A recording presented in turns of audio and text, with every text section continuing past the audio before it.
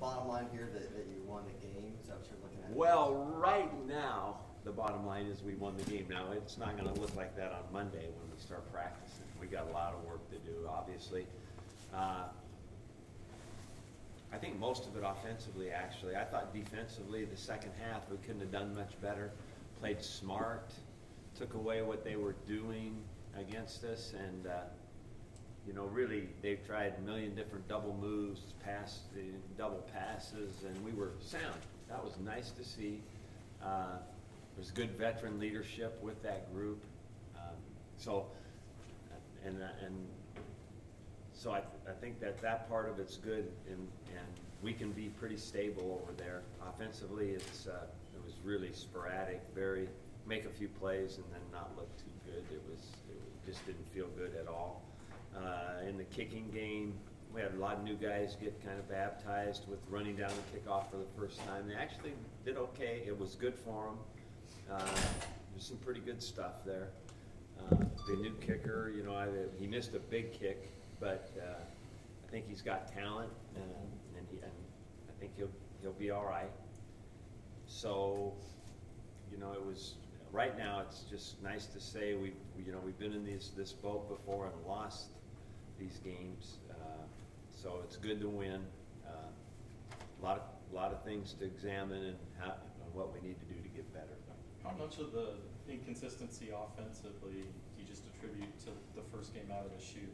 Well, you know, our game offensively, a pretty good indicator of what it was going to be like was the first play. I mean, that was like, I haven't seen one of those in all camp now. So it's like really came out of the blue. We had been, you know, but I forget, I don't think about where there's 4 new starters. Now there have guys that have started a game here and there, but as far as full-time, lots of experienced guys, there's one guy, Sean Harlow. And so I forget that a little bit. So I got to go easy and just we'll coach these guys and build them up, and they'll be all right. I really think they got a chance to be all right, and we'll have some reinforcements coming when Isaac gets well. In the meantime, this group has got to do it, and then so that's just kind of how it went. Some nice stuff, some good plays, but really way too inconsistent. Just didn't look like good football to me. How do you turn those red zone opportunities into touchdowns? Oh boy, you got to run the ball better when you're down the red zone. You want to be a good high red zone percentage team. You're going to get a good bulk of your touchdowns and running the ball in.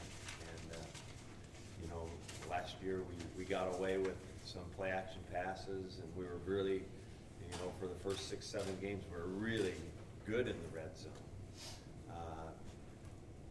Because we got away with that stuff, but it started to go down when you play better teams, and so that's how you get better doing that. So running it in is one answer, and then we just got to be just a little bit better execution in the passing game down there. We missed some chances. The clock management towards the end of the first half, how frustrated were you with that? Well, I probably should have called the timeout. I thought, you know, but this is what happened, John. I think we had the play in due time to still use the timeouts after that. But really, to Sean's credit, 2 things happened. They came into this all-out blitz mode with 7 guys on the line of scrimmage. We actually hit them with traps twice in the running game to go for big gains on that blitz. But that wasn't, he was going to think about doing that, but of course with the clock the way it was, he couldn't do it. He saw the blitz. In the protection we were in, we couldn't pick it up, so probably could have done it earlier, but calling timeout was probably right. So that won't happen again to us, I hope. What was the key to the defensive turnaround in the second half? Well, I think we were really playing helter-skelter football for a while there and just running up the field and not staying in pass rush lanes. I have to look at the film, but it's a pretty good indicator that's what was happening. And when you get out, you know, when they're running a quarterback draw, quarterback running plays, and you're running out of your lanes like crazy and not really paying attention to your responsibility. Because really, you know, with the guys that can run at the quarterback position anymore, if you just go flying up the field without paying attention to your leverage or to where your help is with a teammate, you're going to be done. just like we were in the long run. We gave up 2 major plays like that. And when we started doing a better job of that, and the linebackers got more involved in it, then that's it. And one of the key ingredients in winning a football game is getting better within the game. And I think defensively we did that, which was nice to see. That's a good sign for our team.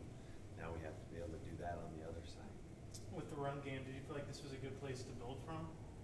I guess, it was okay though. It's, we're not gonna stop trying to build it, but it was okay. That's about as best I can say it. How do you talk to your team to clean up those penalties at practice and, move forward from here? Well, I think we've already started that, because I just point blank asked them, who is your worst enemy today?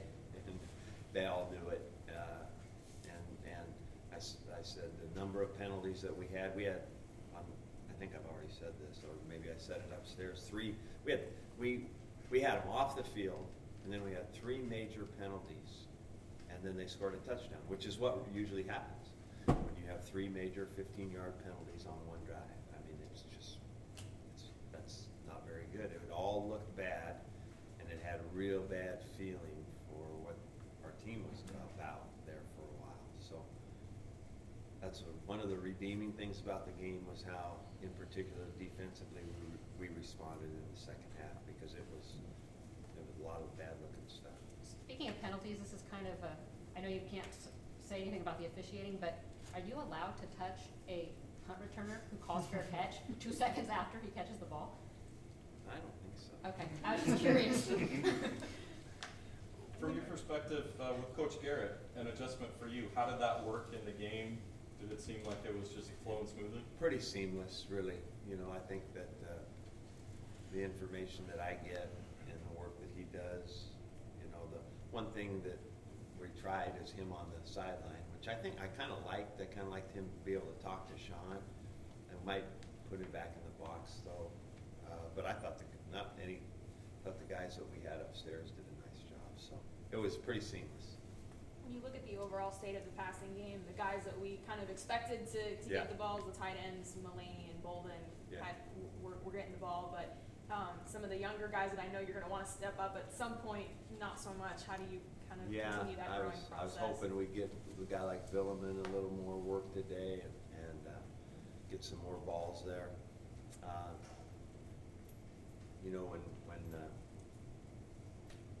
When you have quite a few new guys that are breaking in as full-time starters, and that when you look at that core and the offensive line, that's probably where the bulk of our work needs to go here. Has been and will continue to be there. The receiving core and the offensive line. That will be a major focus. This team's going to be good, and we have to grow in those 2 areas. So I think Victor Bolden is a good football player, and I sure liked a lot of things he did today. And I think Richie Mulaney can make some plays, and I've always thought that Connor Hamlet was a real good player, and I think Caleb Smith is a good player that can be better. And I think we can use Kellen Klute more. So there's more stuff here to take advantage of, and I also think that Villeman, who I mentioned, we got to get him playing a little bit. So Do you think you were more physical in the second half than the first? definitely. Both sides? Maybe, yeah.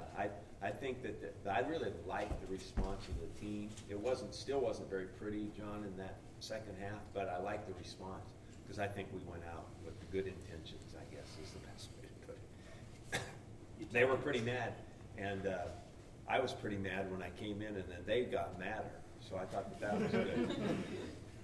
You talked about it a little bit, but how much do you feel like Portland State's use of 2 quarterbacks, and that's especially in the first half, sort of threw off your team's balance on defense? I think I don't know. That's hard to tell.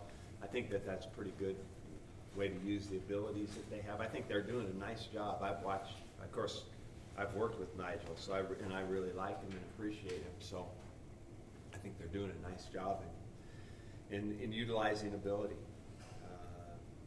and that's coaching right there. So, Mike, what do you think? Past few years, against FBS schools, it's been so difficult to come out and execute, fire on all cylinders out of the gate for you guys?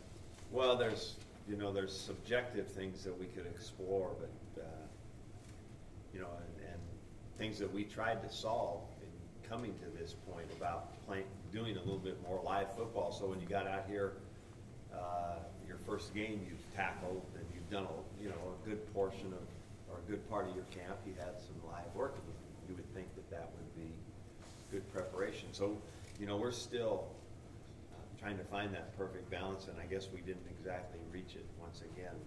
We're getting ready to play, but we've started now, so we can, our job now is to look at where we go with parts of the team and how to get better. That who's your worst enemy question, did that come at halftime? Is that what made them matter, or did you say that after the game? Well, I said it at halftime, and I didn't use those exact words at halftime, but it's the same theme. And then after the game, and well, they know that. This is a good group of kids. I've really had a great camp with them and had really no problems, and that's a good sign of leadership of the team when you're talking about Murphy and Doctor and Jabrell Johnson and DJ, Ty Zimmerman. Those guys, those are big-time people. I really admire them. And they kind of pulled back together, and then they had to play well. Dylan Wynn, who's a leader, he gets a late hit on the quarterback, so he has to come. He's got to make the plays himself when he goes back out there. They got to lead lots of different ways when in a tough situation. So I think that's a good sign for us. Were there specific defensive adjustments at half, or was it more coaching what they were supposed to be doing? Well, it's probably a combination, I would say, of both. Everybody in coaching looks at how you can do stuff a little bit differently in the second half, and then you just got to also play better and smarter. When the quarterback's running like that, and everybody's just running up the field, then somebody's got to figure out here that's not such a great idea. I mean, it's as simple as that, really. I mean that. So